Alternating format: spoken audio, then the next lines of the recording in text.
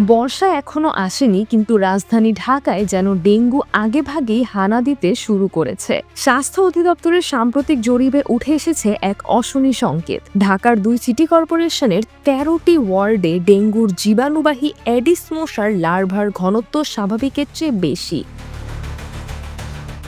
এই জরিপটি চালানো হয়েছে 2025 সালের ফেব্রুয়ারি থেকে মার্চ পর্যন্ত, প্রাক বর্ষা মৌসুমে। বুধবার 18 জুন রাজধানীর স্বাস্থ্য অধিদপ্তরে মৌসুম পূর্ব এডিস সার্ভে 2025-এর ফলাফল প্রকাশ করা হয়। এই জরিপে দেখা গেছে ব্রুটো ইন্ডেক্স অনুযায়ী 13টি ওয়ার্ডের পরিস্থিতি। ব্রুটো ইন্ডেক্স 20-এর বেশি মানেই যে এলাকায় প্রতি 100টি পাত্রে 20টির বেশি লার্ভা পাওয়া যাচ্ছে সেটি ডেঙ্গুর উচ্চ ঝুঁকিপূর্ণ এলাকা। উত্তর সিটি কর্পোরেশনের ঝুঁকিপূর্ণ ওয়ার্ড 12, 2, 8, 13, 22 এবং 34 নম্বর ওয়ার্ড। দক্ষিণ সিটি কর্পোরেশনের ঝুঁকিপূর্ণ ওয়ার্ড 31, 41, 3, 4, 23, 46 এবং 47 নম্বর ওয়ার্ড।